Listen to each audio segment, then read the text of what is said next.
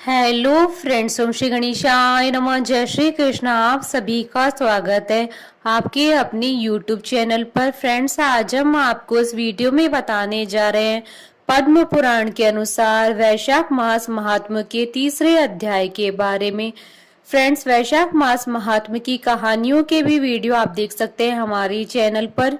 Friends, video शुरू करने से पहले आपसे रिक्वेस्ट है, अगर आप हमारे चैनल पर नए हैं और आपने अभी तक चैनल को सब्सक्राइब नहीं किया है तो प्लीज सब्सक्राइब कीजिएगा चैनल को, साथ ही प्रेस कीजिएगा बेल आइकन को, जिससे नए वीडियो से रिलेटेड नोटिफिकेशन आपको तुरंत प्राप्त हो सके। और वीडियो पसंद आने पर वीडियो को लाइक और शेयर जरूर कीजिएगा ताकि सभी भक्तों को इस वीडियो का लाभ प्राप्त हो सके। और कमेंट बॉक्स में जय श्री कृष्ण जरूर लिखिएगा। वैशाख मास महात्म सब प्रकार के विघ्नों का नाश करने वाले तथा सारी सृष्टि का पालन करने वाले श्री गणेश जी, ज्ञान के दाता देवी श्री सरस्वती जी तथा सब पुराणों के कर्ता श्री व्यास जी तथा श्री गुरुदेव के चरण कमलों में नमस्कार करके भगवान की श्रद्धा और भक्ति रस में डूबे हुए वैशाख मास महात्म की कथा कहती हूँ। तीसरा अध्याय प्रारंभ। अम्बरीश ने कहा, मुने, जिसके चिंतन मात्र से पाप राशि का लय हो जाता है, उस पाप प्रशमन नामक स्रोत को मैं भी सुनना चाहता हूँ। आज मैं धन्य हूँ, अनुग्रहित हूँ। आपने मुझे उस शुभ विधि का श्रवण करवाया जिसके सुनने मात्र से पापों का क्षय हो जाता है। वैशाख मास में जो भगवान केशव के कल्याणमय नामों का कीर्तन किया जाता है, उसी को मैं संसार में सबसे बड़ा पुण्य, पवित्र, मनोरम तथा एकमात्र सुकृत से भी सुलभ होने वाला शुभ कर्म मानता हूँ। अहो, जो लोग माधव मास में भगवान मधुसूदन के नामों का स्मरण करते हैं वे धन्य हैं। अतः यदि आप उचित समझे तो मुझे पुनः माधव मास की पवित्र कथा सुनाएं। सूत जी कहते हैं, राजाओं में श्रेष्ठ हरि भक्त अम्बरीश के वचन सुनकर नारद मुनि को बड़ी प्रसन्नता हुई। यद्यपि वे वैशाख स्नान को जाने के लिए उत्कंठित थे, तथापि सत्संग में आनंद आने के कारण रुक गए और राजा से बोले। नारद जी ने कहा, महिपाल, मुझे ऐसा जान पड़ता है कि यदि दो व्यक्तियों में परस्पर भगवत कथा संबंधी सरस वार्तालाप छिड़ जाए तो वह अत्यंत विशुद्ध अंतःकरण को शुद्ध करने वाला होता है। आज तुम्हारे साथ जो माधव मास के महात्म्य की चर्चा चल रही है, यह वैशाख स्नान की अपेक्षा अधिक पुण्य प्रदान करने वाली है, क्योंकि माधव मास के देवता भगवान श्री विष्णु हैं।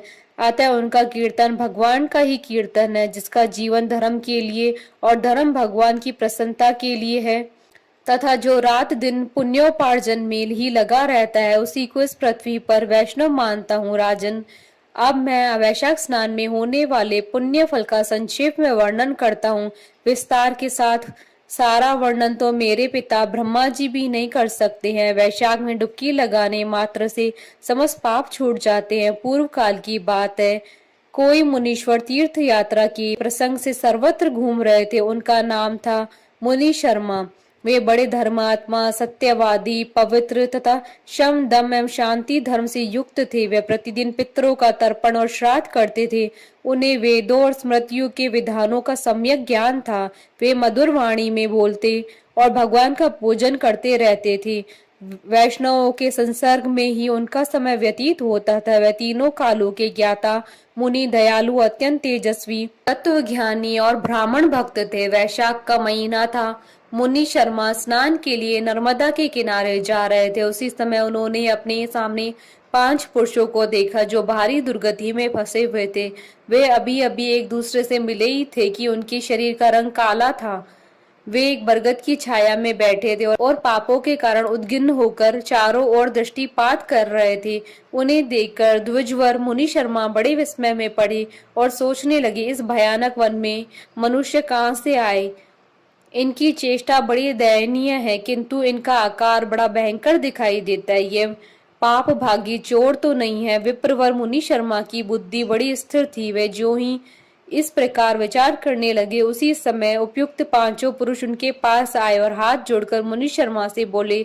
उन पुरुषों ने कहा, विप्रवर, हमें आप कल्याण में पुरुषोत्तम जान पड़ते हो। हम दुखी जीव हैं, अपना दुख विचार कर आपको बताना चाहते हैं। द्विजराज, आप कृपा करके हमारी कष्ट कथा सुने। देववश जिनके पाप प्रकट हो गए हैं, उन दीन दुखी प्राणियों के आधार आप जैसे संत महात्मा ही हैं। साधु पुरुष अपनी दृष्टि मात्र से पीड़ितों की पीड़ाएं हर लेते हैं। अब उनमें से एक ने सबका परिचय देना आरंभ किया। मैं पंचाल देश का क्षत्रिय हूँ। मेरा नाम नरवाहन है। मैंने मार्ग में मोहवश बाण द्वारा एक ब्राह्मण की हत्या कर डाली। मुझे ब्रह्म हत्या का पाप हो गया, इसलिए शिखा सूत्र और तिलक से रहित होकर इस पृथ्वी पर घूमता हूँ और सबसे कहता फिरता हूँ कि मैं ब्रह्म हत्यारा हूँ। मुझ महापापी ब्रह्मघाती को आप कृपा की भिक्षा दे। इस दशा में पड़े पड़े मुझे 1 वर्ष बीत गया है। मैं पाप से जल रहा हूँ, मेरा चित्त शोक से व्याकुल है। तथा ये जो सामने दिखाई देते हैं, इनका नाम चंद्र शर्मा है। ये जाति के ब्राह्मण है। उन्होंने मोह से मलिन होकर गुरु का वध किया है और ये मगध देश के निवासी हैं। इनके स्वजनों ने इनका परित्याग कर दिया है। ये भी घूमते गामते देवात यहाँ आ पहुंचे हैं। इनके भी न शिखा है न सूत्र है। ब्राह्मण का कोई भी चिन्ह इनके शरीर में नहीं रह गया है। इनके सिवा जो ये तीसरे व्यक्ति है, इनका नाम देव शर्मा है। स्वामिन, ये भी बड़े कष्ट में है। ये भी जाति के ब्राह्मण है, किंतु मोहवश वैश्या की आसक्ति में फंसकर शराबी हो गए थे। इन्होंने भी पूछने पर अपना सारा हाल चाल सच सच कह सुनाया। अपने प्रथम पापाचार को याद करके इनके हृदय में बड़ा संताप होता है। ये सदा मन संताप से पीड़ित रहते हैं। इनको उनकी स्त्री ने, बंधु बांधुओं ने तथा गांव के सब लोगों ने वहां से निकाल दिया है। ये अपने उसी पाप के साथ भ्रमण करते हुए यहाँ आए हैं। ये चौथे माश जाति के वैश्य हैं। इनका नाम विदुर है। ये गुरु पत्नी के साथ समागम करने वाले हैं। इनकी माता मिथिला में जाकर वैश्या हो गई थी। इन्होंने मोहवश 3 महीनों तक उसी का उपभोग किया है, परंतु जब असली बात का पता लगा तो वह बहुत दुखी होकर पृथ्वी पर विचरते हुए ये भी वहां आ पहुंचे हैं। हम में से जो ये 5वें दिखाई दे रहे हैं, ये भी वैश्य है। इनका नाम नंद है। ये पापियों का संसर्ग करने वाले महापापी हैं। इन्होंने प्रतिदिन धन के लालच में पड़कर बहुत चोरी की। पातकों से आक्रांत हो जाने पर इन्हें स्वजनों ने त्याग दिया है। तब से यह स्वयं भी खिन्न होकर देवात यहाँ आ पहुंचे हैं। इस प्रकार हम 5 महापापी एक स्थान पर जुट गए। हम सबके सब दुखों से घिरे हुए हैं। अनेकों तीर्थों में घूम आए, मगर हमारा घोर पातक नहीं मिटता। आपको तेज से उद्दीप्त देखकर हम लोगों का मन प्रसन्न हो गया है। आप जैसे साधु पुरुष के पुण्यमय दर्शन से हमारे पातकों के अंत होने की सूचना मिल रही है। स्वामी ने कोई ऐसा उपाय बताए जिससे हम लोगों के पापों का नाश हो जाए। प्रभु, आप वेदार्थ के ज्ञाता और परम दयालु जान पड़ते हैं। आपसे हमें अपने उद्धार की बड़ी आशा है। मुनि शर्मा ने कहा, तुम लोगों ने अज्ञानवश पाप किया है, किंतु इसके लिए तुम्हारे हृदय में अनुपात है तथा तुम सबके सब सत्य बोल रहे हो। इस कारण तुम्हारे ऊपर अनुग्रह करना मेरा कर्तव्य है। मैं अपनी भुजा उठाकर कहता हूँ कि मेरी सत्य बातें सुनो। पूर्व काल में जब मुनियों का समुदाय एकत्रित हुआ था, उस समय मैंने महर्षि अंगीरा के मुख से जो सुना था, वही वेद शास्त्रों में भी देखा। वह सबके लिए विश्वास करने योग्य है। मेरी आराधना से संतुष्ट हुए स्वयं भगवान विष्णु ने भी पहले ऐसी ही बात बताई थी। वह इस प्रकार है, भोजन से बढ़कर दूसरा कोई तृप्ति का साधन नहीं है। पिता से बढ़कर गुरु नहीं है। ब्राह्मणों से उत्तम दूसरा कोई पात्र नहीं है तथा भगवान विष्णु से श्रेष्ठ कोई दूसरा देवता नहीं है। गंगा की समानता करने वाला कोई तीर्थ, गोदान की तुलना करने वाला कोई दान, गायत्री के समान जप, एकादशी के तुल्य व्रत, भार्या के सदृश मित्र, दया के समान धर्म तथा स्वतंत्रता के समान सुख नहीं है। गृहस्थ से बढ़कर आश्रम और सत्य से बढ़कर सदाचार नहीं है। इसी प्रकार संतोष के समान सुख और वैशाख माह के समान महान पापों का अपहरण करने वाला कोई दूसरा मास नहीं है। वैशाख मास भगवान मधुसूदन को बहुत प्रिय है। गंगा आदि तीर्थों में वैशाख स्नान का सुयोग अत्यंत दुर्लभ है। उस समय गंगा, जमुना तथा नर्मदा की प्राप्ति कठिन होती है। जो शुद्ध हृदय वाला मनुष्य भगवान के भजन में तत्पर हो, पूरे वैशाख भर प्रातः काल गंगा स्नान करता है, वह सब पापों से मुक्त होकर परम गति को प्राप्त होता है। इसलिए पुण्य के सारभूत इस वैशाख मास में तुम भी सभी पातकी मेरे साथ नर्मदा तट पर चलो और उसमें गोते लगाओ। नर्मदा के जल का मुनि लोग भी सेवन करते हैं। वह समस्त पापों के भय का नाश करने वाला है। मुनि के यूं कहने पर वे सब पापी उनके साथ अद्भुत पुण्य प्रदान करने वाली नर्मदा की प्रशंसा करते हुए उनके तट पर गए। किनारे पहुंचकर ब्राह्मण श्रेष्ठ मुनि शर्मा का चित्त प्रसन्न हो गया। उन्होंने वेदोक्त विधि के अनुसार नर्मदा के जल में प्रातः स्नान किया। उपयुक्त पांचों पापियों ने भी ब्राह्मण के कहने से जो ही नर्मदा में डुबकी लगाई, त्यों ही उनके शरीर का रंग बदल गया। वे तत्काल स्वर्ण के समान कांतिमान हो गए। फिर मुनि शर्मा ने सब लोगों के सामने उन्हें पाप प्रशमन नामक स्तोत्र सुनाया। भूपाल, अब तुम पाप प्रशमन नामक स्तोत्र सुनो। इसका भक्ति पूर्वक श्रवण करके ही मनुष्य पाप राशि से मुक्त हो जाता है। इसके चिंतन मात्र से ही बहुतेरे पापी शुद्ध हो चुके हैं। इसके सिवा और भी बहुत से मनुष्य इस स्रोत का सहारा लेकर अज्ञान जनित पाप से मुक्त हो गए हैं। जब मनुष्य का चित्त पराई स्त्री, पराय धन तथा जीव हिंसा आदि की ओर जाए तो इस प्रायश्चित रूपा स्तुति की शरण लेनी चाहिए। संपूर्ण विश्व में व्यापक भगवान श्री विष्णु को सर्वदा नमस्कार है। विष्णु को बारंबार प्रणाम है। मैं अपने चित्त में विराजमान विष्णु को नमस्कार करता हूँ। अपने अहंकार में व्याप्त श्री हरि को मस्तक झुकाता हूँ।